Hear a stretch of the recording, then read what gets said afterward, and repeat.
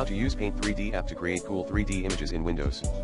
Paint 3D is a versatile and user-friendly application that allows you to create, modify, and manipulate 3D objects and scenes. Here's a basic guide to get you started. 1.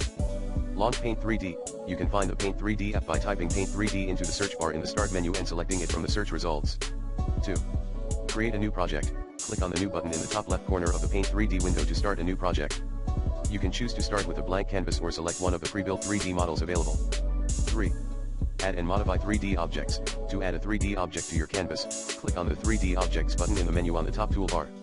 You can choose from a variety of pre-built 3D shapes or import your own 3D models. 4.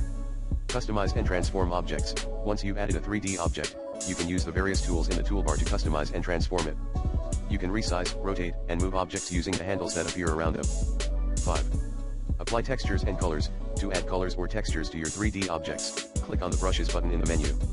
You can choose from different brush styles, colors, and textures to apply to your objects. 6. Add effects and stickers. Paint 3D offers a range of effects and stickers to enhance your 3D images. You can access these options from the Effects and Stickers buttons in the menu. 7.